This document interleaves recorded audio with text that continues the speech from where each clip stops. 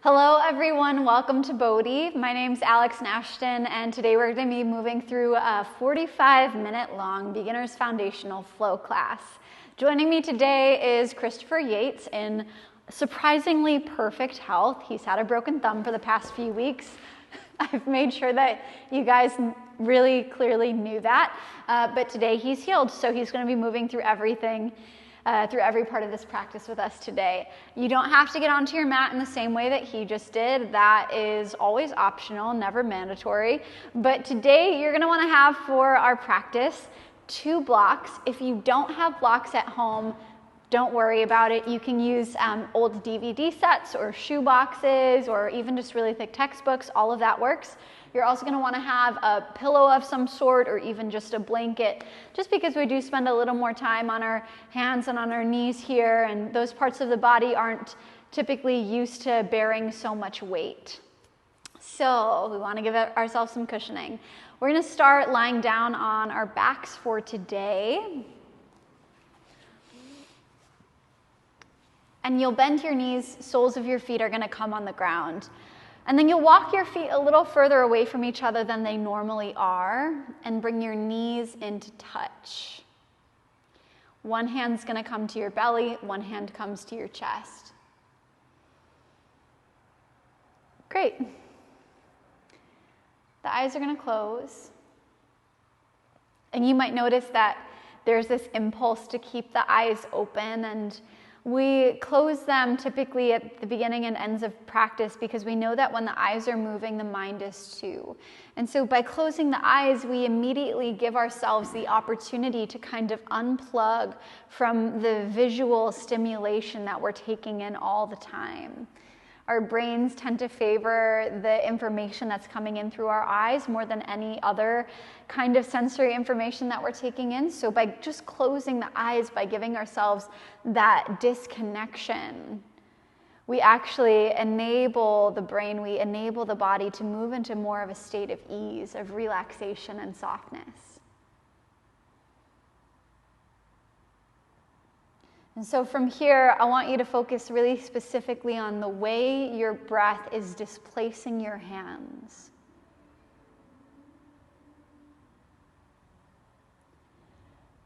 And you'll notice very specifically the order in which your hands rise and fall, or if perhaps you're favoring one part of your body more than the others.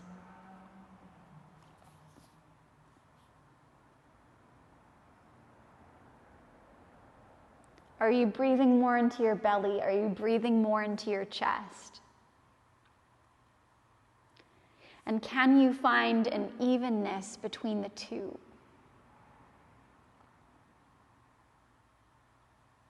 So in other words, you simultaneously fill your belly and fill your chest. So you inhale and let both rise up like balloons being inflated. And as you exhale, you simultaneously allow the belly, allow the chest to kind of knit back in towards your spine. You inhale and they simultaneously expand. You exhale, they simultaneously move back in towards each other. We'll take a few more breaths here just like that.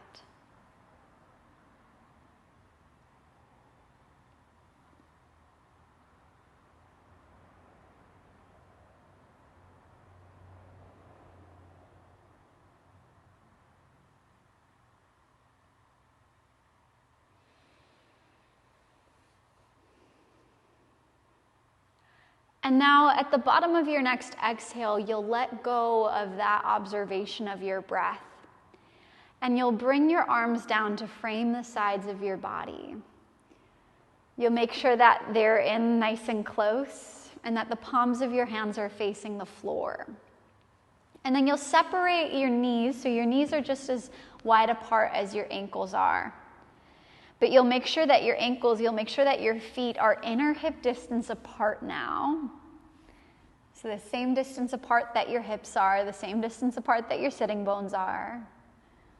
And you'll make sure that your ankles are directly beneath your knees. If you're not sure about that, You can walk your feet in just a little bit closer to your body, just enough that you can graze your heels with your middle fingers, and that'll kind of give you the right distance. And now just to warm up the spine a bit more, you're going to press down through the palms of your hands. You'll breathe in and lift your hips up towards the sky very, very gently, so being easy with yourself. You'll exhale and let your hips relax back down to the ground again. You inhale and slowly press your hips up, maybe going a little bit higher this time. You exhale and very gently release them back down. And we'll do that a few more times, each time maybe getting a little bit higher, maybe lifting the hips up just a tiny bit more. And now you're either using your arms as anchors, you're using your hands to ground you down and support you, but you could also optionally here get your arms a little more involved by breathing in and lifting up your hips and floating your fingertips all the way up and overhead towards the ground that's back behind you. You exhale and press the palms of your hands down by your sides while your hips lower down to the ground. And see if you can kind of synchronize that movement. So you inhale to lift your hips, you lift your hands. Once you reach the peak of the pose, the backs of the hands find the ground. You exhale and release your hips, you release your hands down. And so you make it more of a coordinative practice. I think I just made that word up, possibly. Chris is lifting one of his eyebrows at me, which he often does when he doesn't understand what I'm saying. So I'm going to assume that I just made that word up. It doesn't matter though, because I'm teaching this yoga class and you have to do what I say. I'm in charge. I have the power here. If anyone says that to you in a yoga class, I hope that you run away. Okay. Next time your hips land on the ground, next time the palms of your hands are down by your sides, you're just going to very gently let your knees rock from side to side.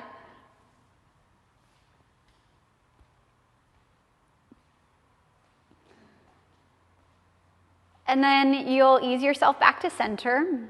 You're going to squeeze both knees into your chest. Grab onto the backs of your thighs here and then curl your chin in as well towards your chest.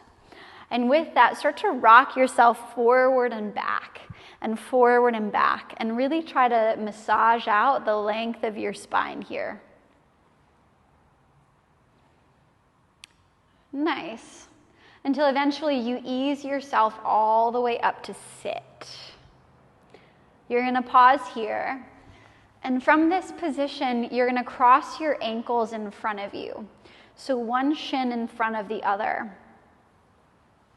And then with that, you'll take your fingertips to the ground beside you. Take a big breath in and lift your heart up towards the sky. We won't be here for too long, but as you exhale, see if you can maintain that length in your spine as you slowly walk your fingertips forward. So we're never rounding the back body here, but instead we always are fighting our fights to keep that length, to keep that space. Yeah, and so Chris, rather than letting your head relax down onto blocks for today, think about taking your gaze forward to the ground in front of you and keeping your neck engaged. So you're still working to establish that length in your back body. And now with it, you're going to slowly start to walk your fingertips over to the right. So you begin to pull the left side waist longer. Many of us have a tendency here to let the left side glutes kind of lift up towards the sky as we walk the fingertips over to the right. But see if you can keep your left side glutes anchored down. And then you're going to slowly walk your fingertips all the way around and over to the other side. So over to the left this time. Bringing a little more stretch into the right hip.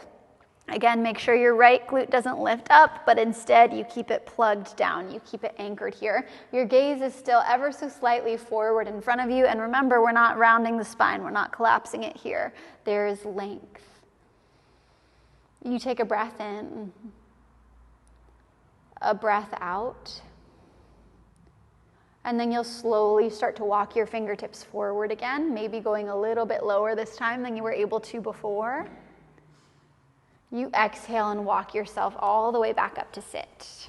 And now you're going to switch the crossing of your legs, so the other shin is in front. Fingertips come to the ground beside you. You breathe in and lift your heart up high. Shoulders down your back away from your ears so you're not squishing them up by your shoulders. As you exhale, you're going to keep the length in your spine and start to very gently walk your fingertips out in front of you. When you get to that length, when you get to that place where you feel like you can't go any further, really focus on keeping your butt glued down so the butt's not lifting up here, but you keep both sides evenly rooting into the mat beneath you. You're still breathing. And then you're going to ever so gently walk your fingertips over to the left. Again, right butt stays glued down. You focus on breathing a little bit more into your right side lung, into your right side ribs here.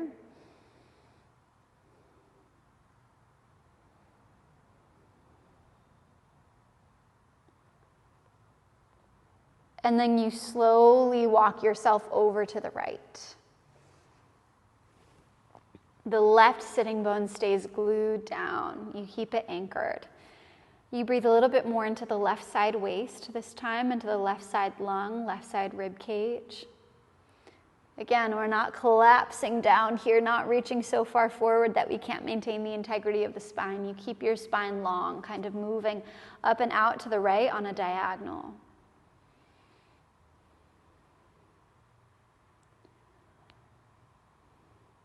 And then you'll slowly bring yourself back to center. You'll ease your body up again. And now you'll slowly shift your weight forward, so moving past your ankles and coming onto all fours, coming onto hands and knees.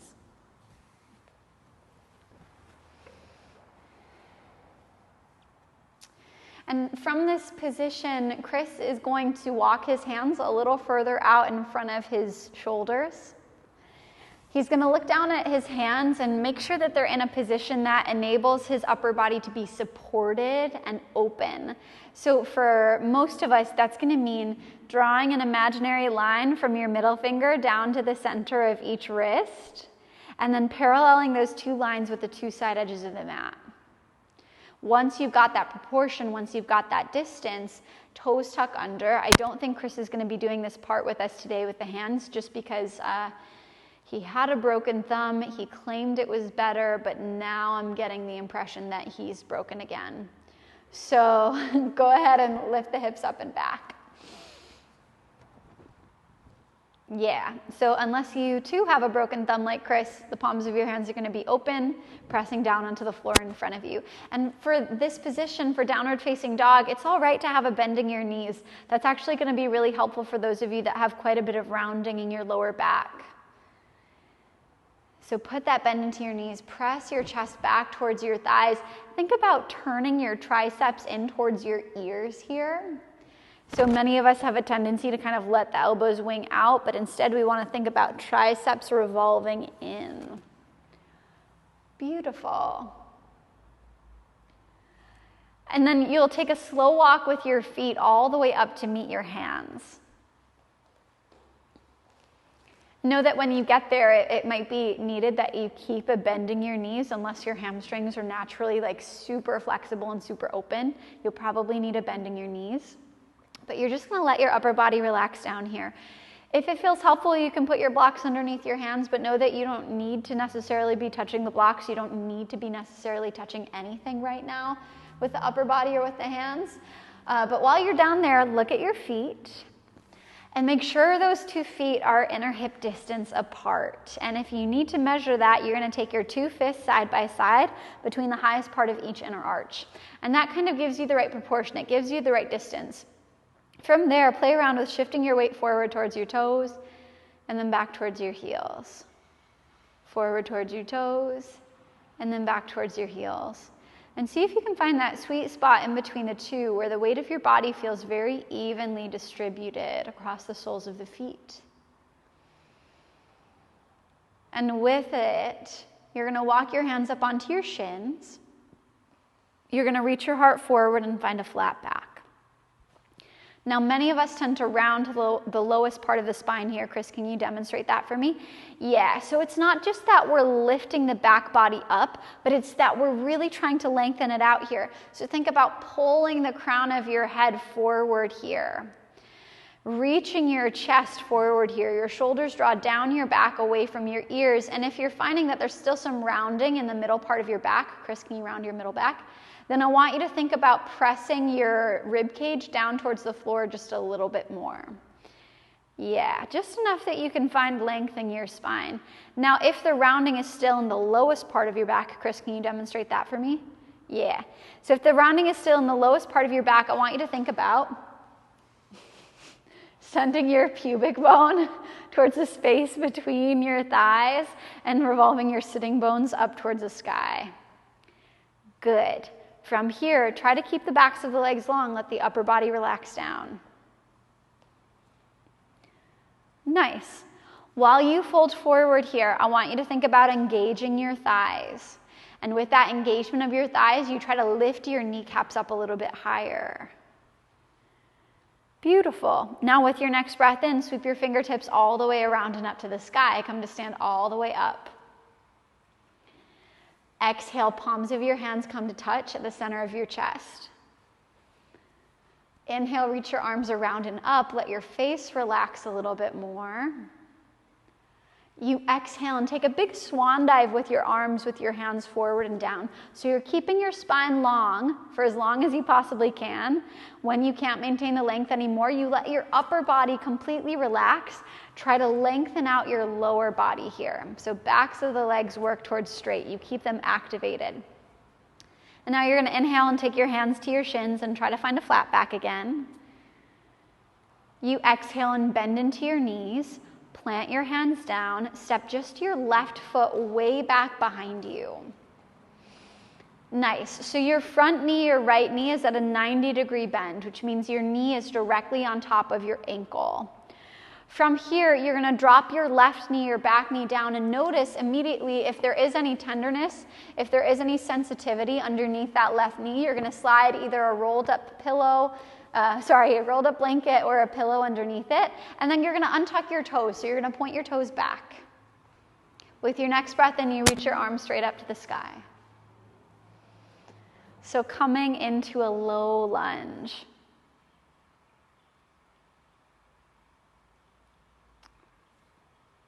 Our goal here is to lengthen the front of the left thigh. In order to do that, there has to be some sort of angle, some incline to the left thigh. So if you're finding yourself back enough that your left hip is stacked over your left knee, Chris, can you demonstrate that? If you're here, it's not really going to be doing anything for the left thigh. So ideally, we want to walk the right foot forward enough that we can bend into the right knee until the right knee pauses at a 90-degree bend over the ankle. The hips will drop forward and down, and that enables the top of the left thigh to start to open a little bit more. The left hip flexor and psoas can open a little bit more. Now, if balance is challenging here, I want you to find one point to gaze at in front of you and think about curling your belly button in towards your spine. So you're keeping your core engaged. Lift up a little bit higher through the front of your chest. So serious. So serious, this one. And then you exhale and release your hands down. Curl your left toes under. Lift your left knee up. If there is a pillow underneath you, you can set it aside. You're going to step your right foot back to meet your left foot, so you're now in a plank pose. And in this plank pose, you can either keep your knees lifted or you can optionally drop them down to the ground. We won't be here for too long, but what I want you to focus on is really actively pushing the floor away from you with the palms of your hands. Remember, Chris is taking fists because he's partially broken today, but if you're not, the palms of your hands are open. And you're pushing the floor away from you. And then you slide your shoulders ever so slightly forward past your wrists. Bend your elbows straight back, lower all the way down onto your belly. From your belly, you untuck your toes so the tops of your feet are on the ground. You untuck your toes so the tops of your feet are on the ground. You engage your thighs. So you firm your thighs here enough that your kneecaps kind of lift up off of the floor a little bit as well. Now elbows are going to stay squeezed in by the rib cage, right? We have a tendency to let them wing out. Try to keep them in. Yeah, good. And then shoulders draw down your back away from your ears. You're going to inhale and lift your head, your neck, your chest up. Pause. There's just as much length in the back of the neck as there is in the front of the throat. So you're not craning your neck so far forward that you're closing off the back plane. You keep it balanced. And now you're going to press down through your hands, press down through the tops of your feet, and lift yourself up onto all fours. From all fours, the toes tuck under. You press your hips up and back into downward facing dog. You take a breath in here. And a breath out. Breathe in and look forward past your fingertips. Breathe out and step your left foot up between your hands. If you need to help it up with your left hand, that's totally fine. Right knee is going to come down once again. This time, if you need some cushioning, you grab your cushioning, you untuck your right toes, and then you inhale both arms up to the sky. You find that same kind of activation that we did on the last side. So if balance is tricky here, pull your core in, engage your belly button, try to squeeze it back towards your spine. We're not posing for childhood soccer photos here. We're trying to stretch the front of the right thigh. So if you look like Chris does with a 90-degree bend in both of your knees, you're going to step your left foot forward a little bit more, bend into your left knee, drop your pelvis forward and down, and then release the point between your eyebrows because you look too damn serious in this shape, and yoga is not supposed to be that serious. Relax your jaw. Lift the corners of your lips. Take another breath in here. And then you'll exhale and release your hands down. Curl your right toes under, lift your right knee up. Inhale, step your right foot up to meet your left foot. Hands immediately come to your shins. You work to find your flat back. Exhale, upper body relaxes down. You fold forward here. Inhale, reach your arms all the way around and up. And then exhale the palms of your hands to touch at heart center. We're going to do that one more time. So inhale, reach your arms around and up. You exhale and dive yourself forward and down. Inhale, take your hands to your shins, find your flat back. Exhale, deep bending your knees. You plant your hands. You step the ball of your right foot way back behind you. Right knee drops down. Untuck your toes. Take just one breath in to reach both arms up. One breath out, you release your hands down. Right toes tuck under, right knee lifts. You might want to slide your pillow, slide your blanket out of the way. We're going to inhale and step the left foot back to meet the right foot in a plank pose. Again, you're more than welcome to drop your knees down. Either way, the shoulders slide forward. You bend your elbows straight back. You lower all the way down onto your belly. And now you untuck your toes again. Press the tops of your feet down hard on the ground. Engage your thighs so your kneecaps lift up. Unclench your butt. And then inhale, lift your head, your neck, and your chest. Elbows squeeze in by the sides of your body. Exhale, push down through your hands, push down through the tops of your feet, come up onto all fours, and then toes tuck under. You lift the hips up and back, downward facing dog. One breath in here. One breath out. Inhale, look forward. Exhale, your right foot steps up in between your hands. You might want to grab your blanket for just 1 second. Your left knee drops down. You untuck your toes. You inhale to reach both arms up to the sky. You exhale and release both hands back down again. Left toes tuck under. Left knee lifts. Inhale, step your left foot forward to meet your right foot. Hands come to your shins. You find your flat back. You exhale and fold forward again. Inhale, reach both arms around and all the way up. Exhale, palms of your hands come to touch at heart center. Okay, we're going to pause here, and you're going to turn to face the long side of your mat. Beautiful. And then you're going to widen your stance quite a bit here and make sure that to start, all 10 toes are facing the right side of the mat. Yeah, good. And then spin your heels out just a tiny bit wider than your toes. and turn just your right toes to face the back of your mat. From here, you're gonna bend into your right knee, so your right knee comes to stop directly over your ankle. Your arms are gonna come out to a T shape here. We call this position Warrior Two. Now, if you have any trouble in your head or your neck, you're gonna wanna keep your gaze straight forward. Otherwise, you can take your gaze over your right fingertips, and we'll pause there. Now, I don't know if you guys can see Chris from that angle, but many of us have a tendency to let the right knee knock in. So in this position, that would be, we let the right knee fall towards the left, and that's a really dangerous place for the knee to be. So instead, can you press your right knee towards the right? You keep it directly over your ankle. You keep it moving in the same direction as your toes. And now think belly button in towards your spine.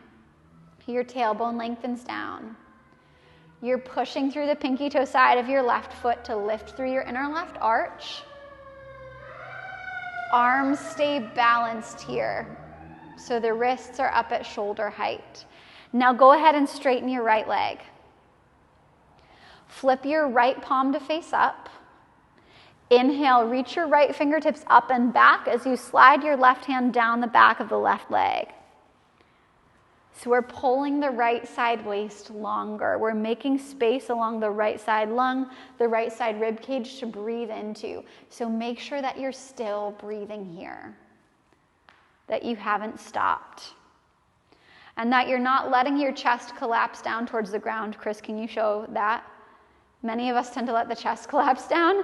Instead, think about lifting up through the center of your chest, keeping your collarbones spread wide apart. And then you're slowly gonna pull your arms back into a T shape here. Right leg is straight. You're gonna turn your right toes in, and then we'll take it over to the other side. So now left toes turn out. You're gonna bend into your left knee, so that left knee stops at a 90-degree angle over the ankle. The arms extend out to a T shape. Wrists are up as high as the shoulders are. Jazz hands. And by jazz hands, I mean activate them. So no floppy wrists here. You keep them extended. Beautiful. Once again, you're making sure your left knee is moving in the same direction as your toes. So if you're finding on this side that your left knee is kind of collapsing over to the right, see if you can keep pressing that left knee to the left. Beautiful. And now belly button squeezes in towards the spine. Your tailbone's trying to lengthen down, and you are still breathing here.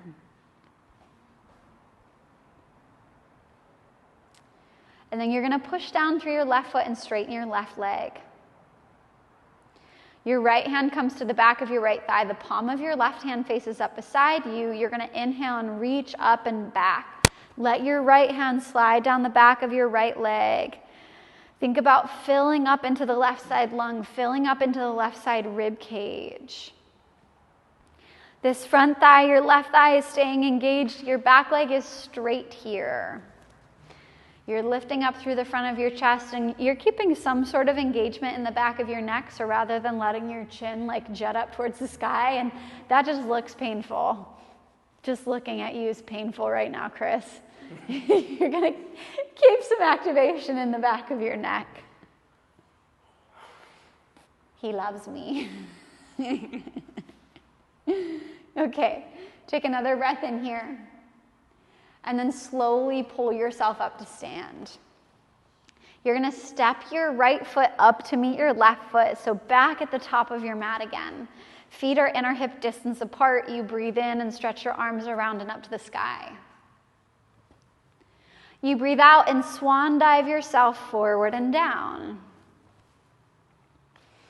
Inhale, take your hands to your shins, find a flat back. Exhale, bend your knees, plant your hands down, step yourself back into that plank pose, and then I'm gonna invite you to pause here. Drop your knees down to the ground. And now you're gonna slide your right knee forward so it's just outside of your right wrist. Beautiful. And then you're gonna shimmy your right foot over towards your left hip. Yes, exactly. So that right knee is at about a 45-degree bend on your mat. Now you can slide your left knee a little further back, and you're gonna untuck your left toes. From here, you're gonna let your pelvis settle a little bit closer to the floor. If there is still some space between your right hip and the ground, you're gonna use either a pillow or a blanket or maybe even a block underneath your right butt cheek so that they can both be supported, the right hip and the left hip.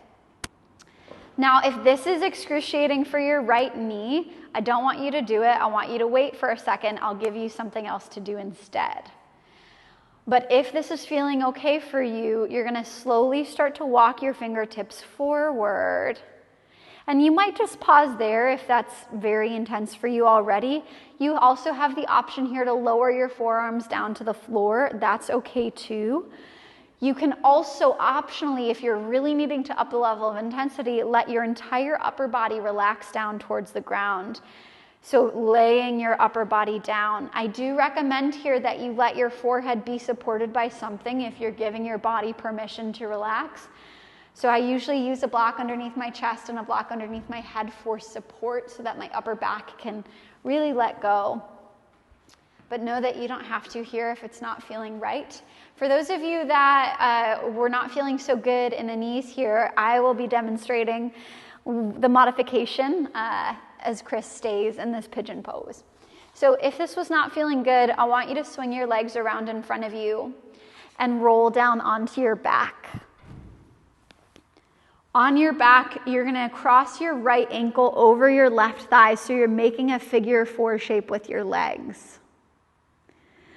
And then you'll interlace your fingers behind your left thigh and try to squeeze your left thigh in closer towards your body. Both feet are flexed here. And the right knee is trying to push away from the chest here as the left thigh comes in closer and closer. And now we're gonna spend some time here. So you'll probably notice that there is some sensation in the right hip.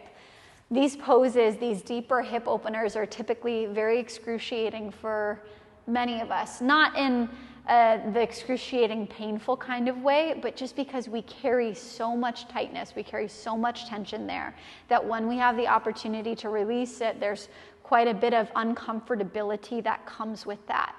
So take 3 more deep breaths in and out here, and then we're gonna transition to our other side.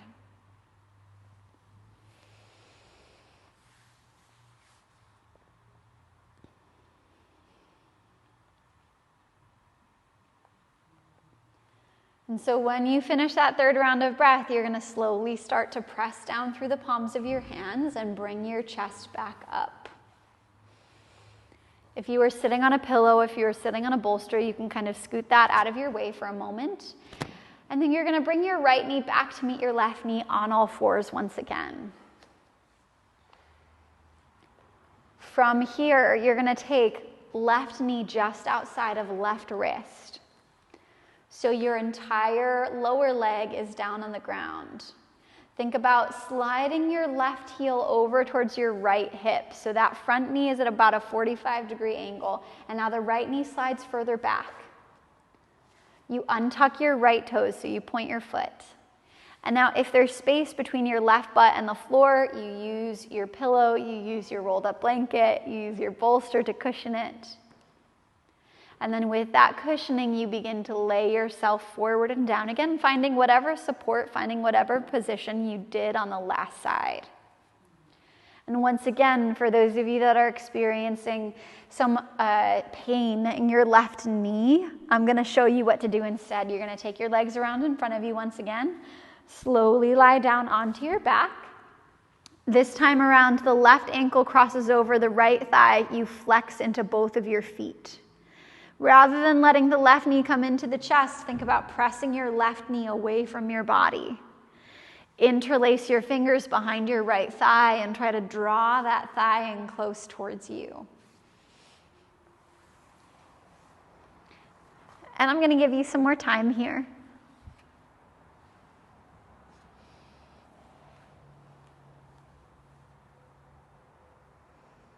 So you'll probably notice that there's a little bit of an impulse to fidget, to move, to wiggle in this one. And that's a very normal part of the process. As we are confronted by these more uncomfortable positions physically, mentally, and emotionally, our bodies often want to find some way to numb it, some way to not feel what we're feeling.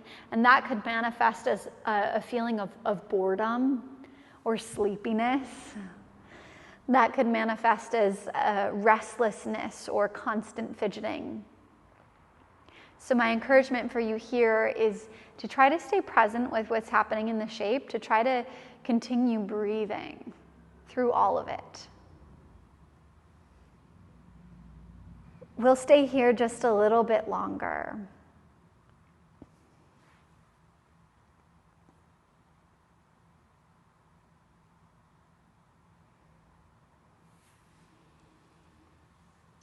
You'll take 3 more deep breaths in and out.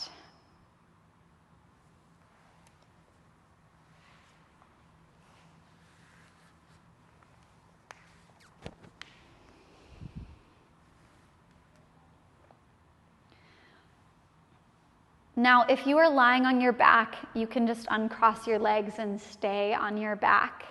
However, if you are in this pigeon pose with us, you're going to press down through the palms of your hands and slowly start to lift your chest back up. You'll slide all of your props out of the way, and this time you're going to sit your weight over onto your left hip and swing your right leg around in front of you. From here, you bring the soles of your feet to the ground. Grab onto the backs of your thighs and roll all the way down onto your back. Once you're on your back, you have some options. If the lower back is tender, you can keep your knees bent and the soles of your feet on the ground. Otherwise, you can straighten your legs out in front of you, and we'll come into Shavasana, our final resting shape. So the palms of your hands might face up beside you, but you also might optionally bring one hand to your belly and one hand to your chest.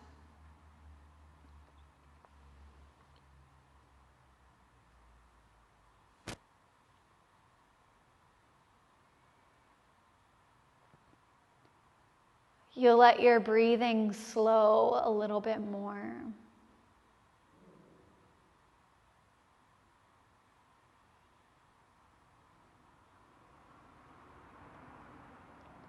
And if there's any last part of you that's still trying to exert control, see if you can release it so that you can just rest here in effortlessness.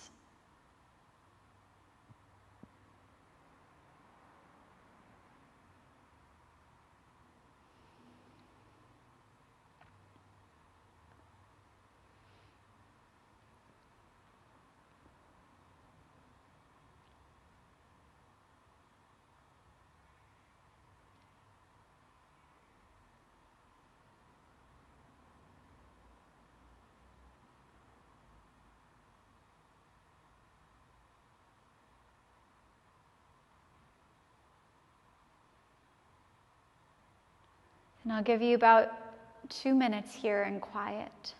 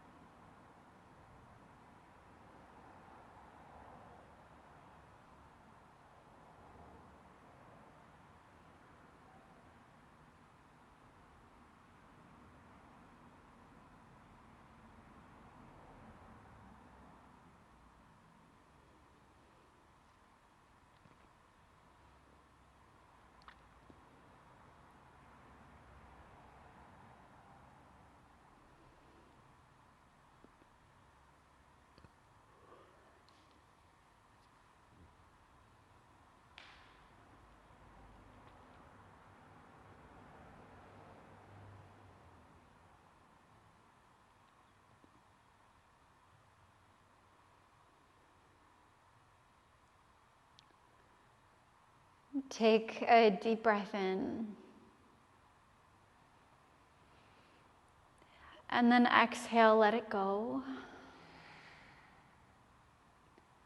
Begin to reawaken your body by moving it in any way that you feel called to, wiggling your fingers and toes, maybe circling out your wrists, circling out your ankles. Eventually, you'll bring your knees in towards your chest and peel yourself over onto whichever side you'd like in a fetal position.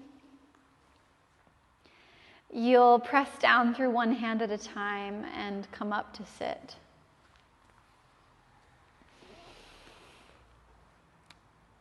Bring the palms of your hands to touch at the center of your chest.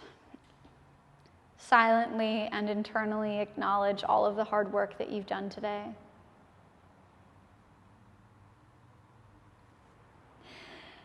Namaste.